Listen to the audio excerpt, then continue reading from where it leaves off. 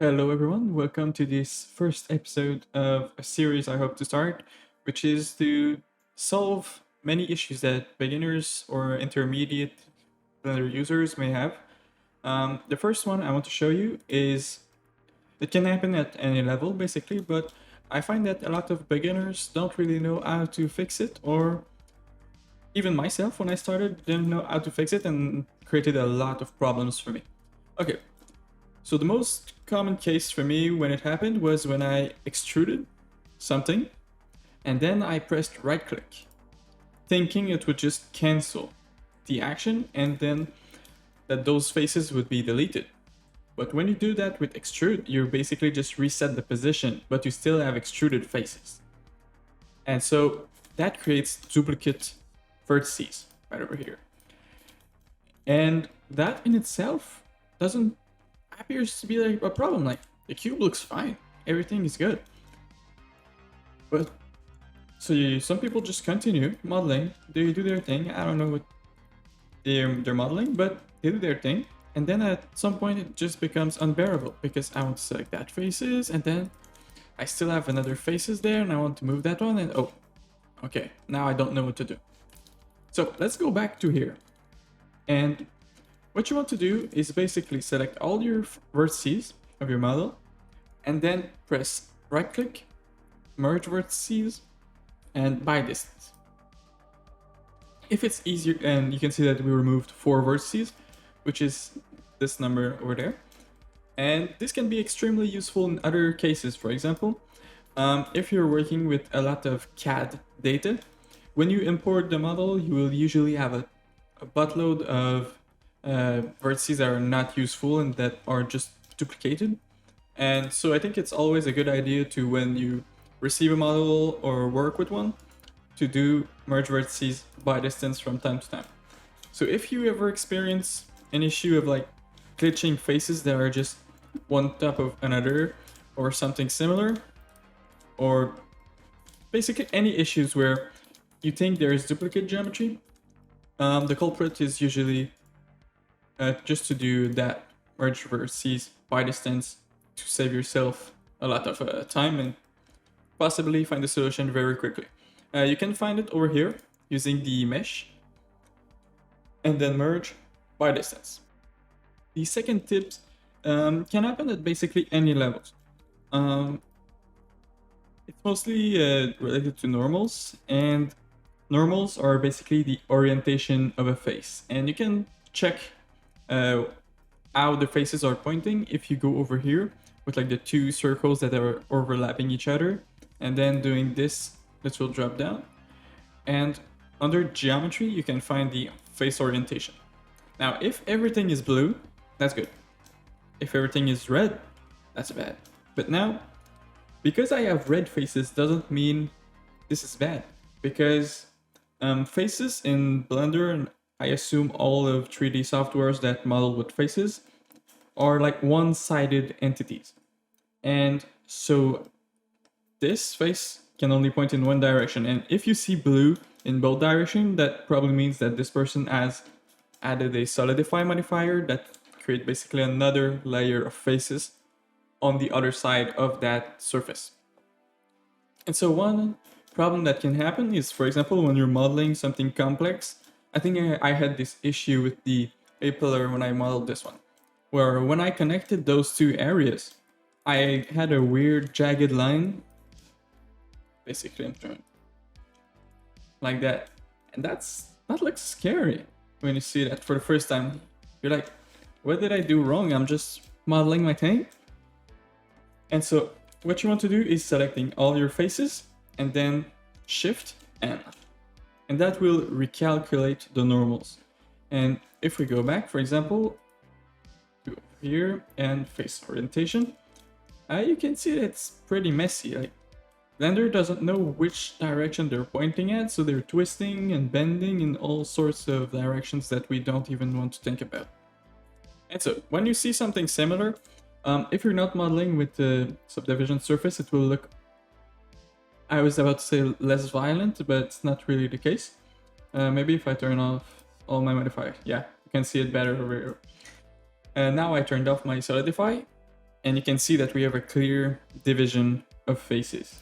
And if your model is like a bit simpler or shaded flat, it won't be as visible, but it can still cause a few issues. So I always think it's a good idea before exporting your model, or if you're just experiencing a weird issue that you don't really know what to do, Shift N. Select all your faces in edit mode, and then Shift N, and you can continue. Another good idea is to check for the merge vertices, like we saw before. So whenever I have an issue with my model, I always do that. Those two things are the first things that come up to me. It's like a routine now. Okay, Shift N. Did it fix anything? No. Yes. And then merge vertices by distance. Okay, I had 0 vertices, so that's not a problem. But I hope this helps. Sorry. And I'll see you on the next tip. The third tip I want to show you, or a problem I want to try to solve with you, happens with the mirror modifier. So the mirror modifier, as you probably already know, creates a duplicate of the mesh you're working on the other side of a symmetry axis. So for example, well, not for example, but it's always either the origin point of an object, which is the orange dot you can see here, like in the center of my gizmo, or the origin of another object, if you choose to use the mirror object and then select this one, for example. And sometimes you will see people that have two halves disconnected and they want to connect them back together, but they're not really sure how. Like when they move the object, it just distances itself, and like they don't really know how to do to just merge them together back again. Go into edit mode, select all your faces, make sure the clipping is turned on in your mirror modifier, and then you want to just move them until they merge, and you can just give them a little squeeze and then move them back on the x-axis just to slide them back into position. Now, this is a solution if your two halves are disconnected, but the origin, the orange point, didn't move. But what if you moved your object, for example, over here, and let's just say I want to disconnect them again. And okay, well, now I want my windshield to fit over here, but its origin is over there. Like, what do I do? I can't just move them back. It will not merge on the right place. Now that's where the mirror object can come in handy. You just use the origin of another object as your mirror axis, or I want to show you how you can move the position of the origin of an object, and that's with Shift S. And you can, it's like a two-step process. You can press the cursor to world origin, and this will put your 3D cursor, this little thing right there, at the center of the world, which is where all the axes meet together. So Shift S, cursor to world origin, and then you want to do over here, object, set origin to 3D cursor, just like that. And now if we go back over here, turn on clipping, give it a little squeeze, unsqueeze them, go out of the local view, and then just move them over here. Okay. And now that I think about it, if you ever end up to be like in a scene where you have multiple objects, but for some reason you only see one of them, try pressing the key right, to the left of your right shift button. For me it's slash, but it may differ from your keyboard. This will go into local view and exit from local view. It's a very useful function, but I can assume that if you were a beginner and pressed it by accident and forgot the key you pressed, it can be a little scary. Another thing I do when I have a problem with my models is that I will often check if the scale, rotation, or locations are applied. And so you can see over here that the rotation is at 0 and the scale is at 1. So that's perfect. That's what you want. But if it's not, sometimes it will not cause any issues and it's still fine. You can work with that. But if it does, you can just press Ctrl A and then scale, rotation, or all transforms. And you can see that move back the origin to the world without affecting the model directly. Now, sometimes you will not really notice a difference, but it can happen with the bevel modifier, which relies on the scale of your model. And for example, let's say I want to, let me turn that off just so it doesn't cause any issues. Okay, I will go in edit mode and then scale my model quite a bit. And then go back. So that was about the proportions I had. And then I'm just going to, well, okay. Thank you, Blender. Let's apply this. Set origin to center of mass volume to move the origin point over here. And now you can see that it's much thicker than before. And that's because the scale is at 5.6.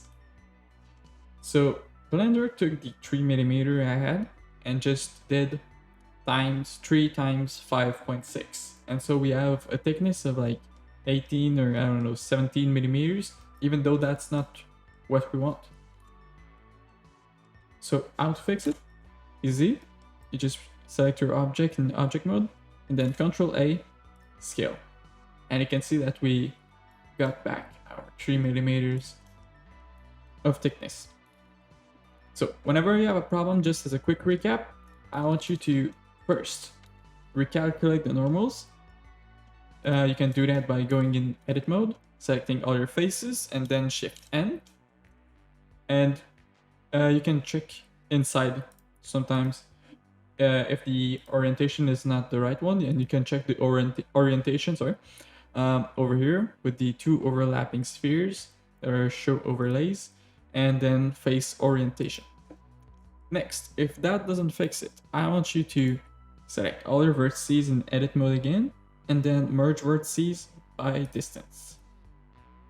Now, if that removed nothing, fine. Go apply the transformations. And those 3 steps will probably fix 90% of the issues you will have in Blender.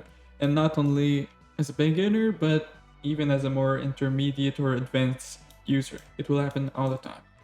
So just keep those 3 steps in mind and keep modeling, and I'm sure you will improve. If you have other issues that I did not cover or that you may think will be helpful for others, let me know in like Discord, the comments, wherever you think it's a good place, and I will do my best to answer it and make a video on it as well in the future.